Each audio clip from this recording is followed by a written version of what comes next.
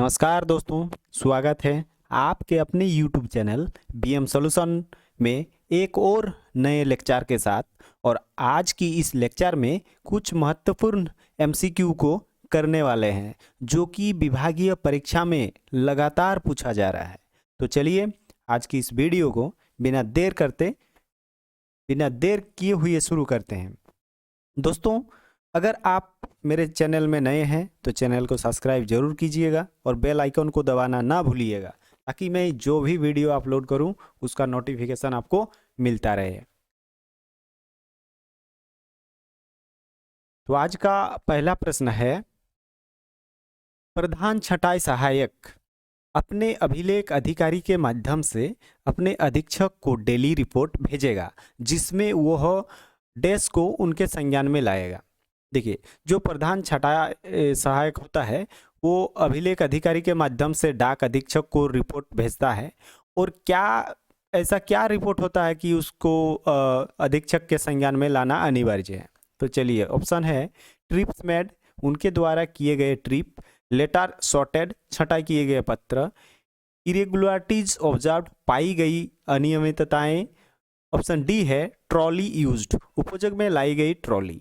तो देखिए, छंटाई सहायक का कर्तव्य होता है कि वो जो डेली रिपोर्ट जो भेजता है उसमें अगर कोई भी अनियमितताएं यानी इरेगुलरिटीज ऑब्जर्व अगर कोई है तो ये डाकघर के अधीक्षक के संज्ञान में लाना अनिवार्य है। तो इसका सही आंसर हो जाएगा ऑप्शन सी।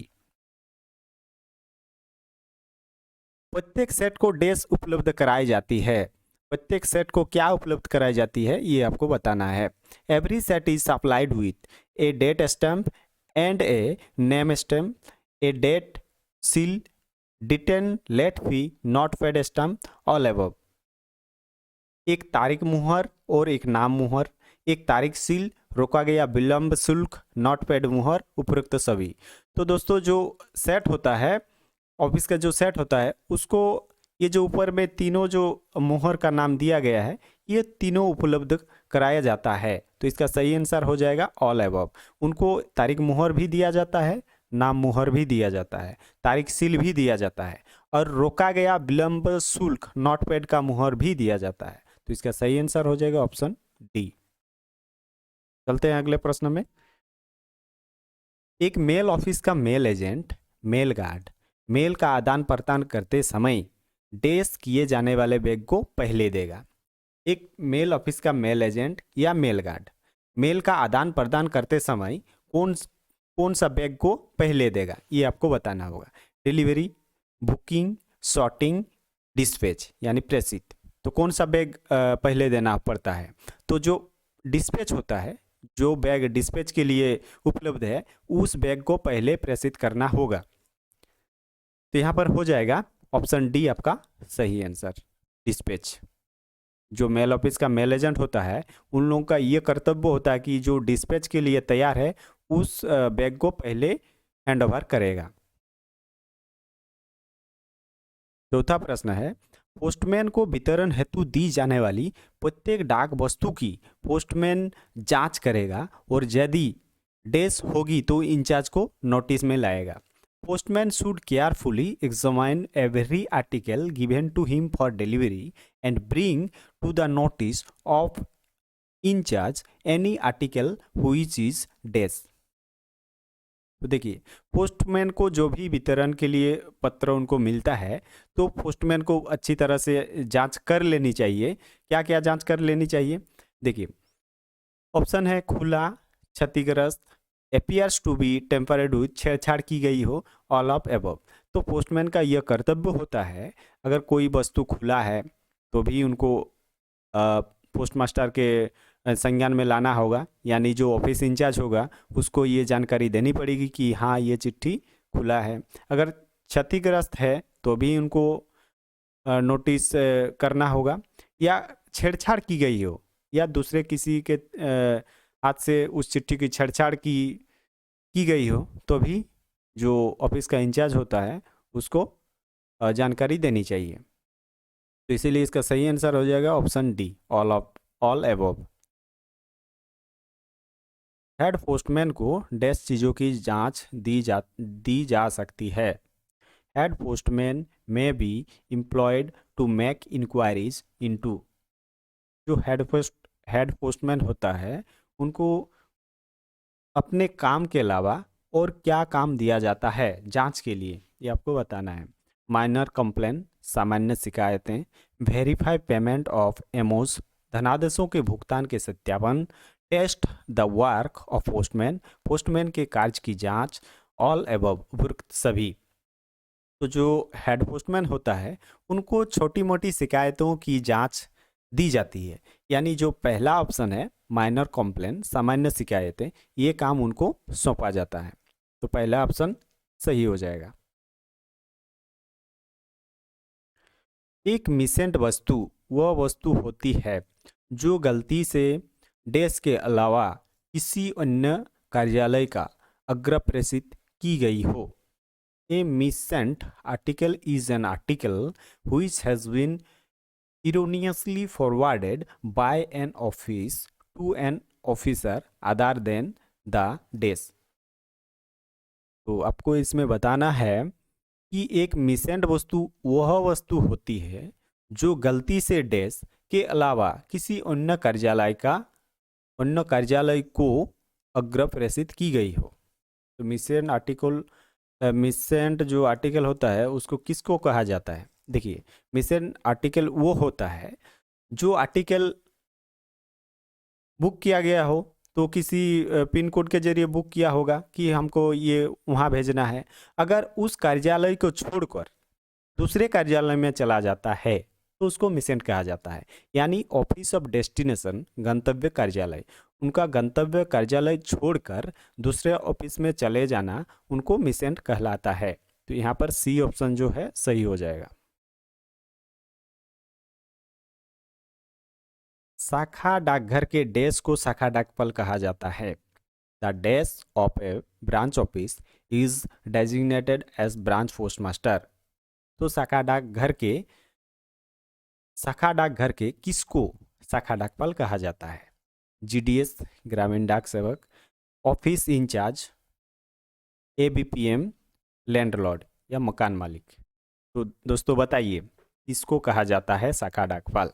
तो देखिए, जीडीएस ग्रामीण डाक सेवक ये तो नहीं होगा।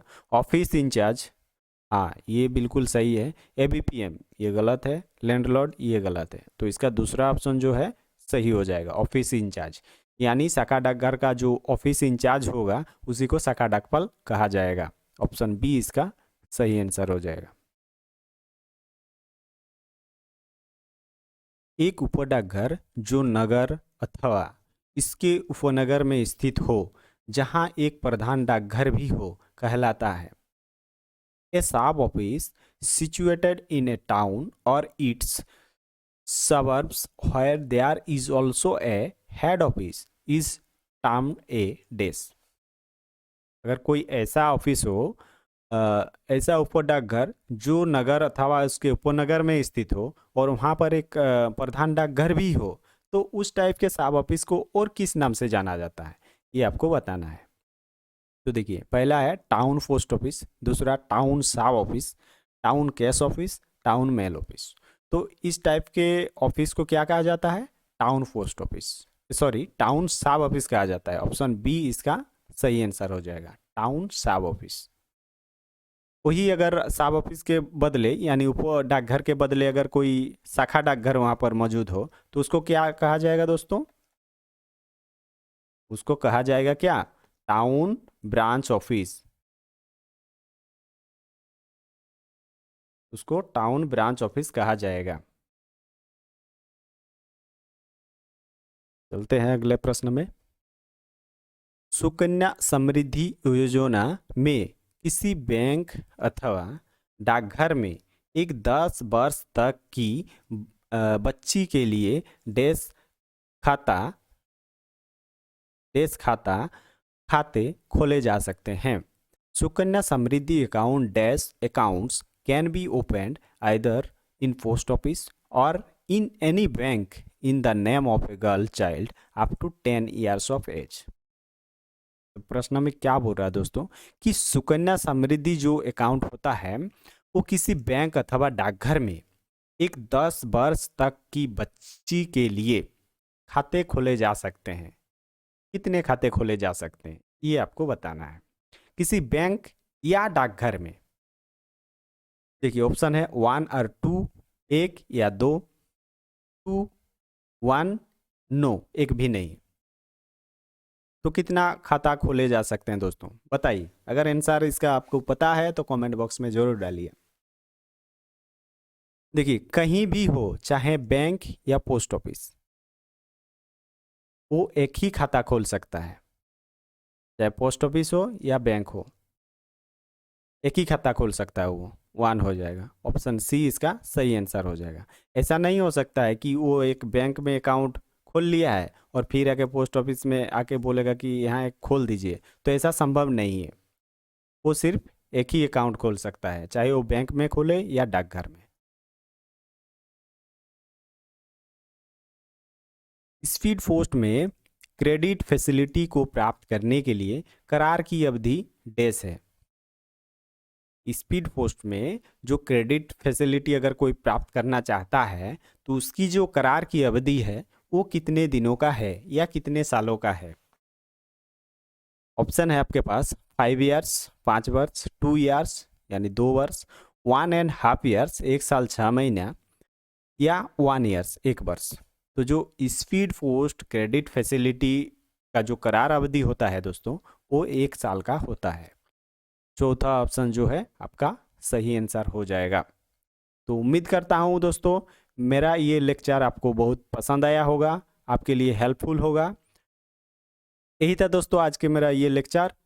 थैंक्स फॉर वॉचिंग दोस्तों, मिलते हैं इसी टाइप का किसी नेक्स्ट वीडियो के साथ। तब तक के लिए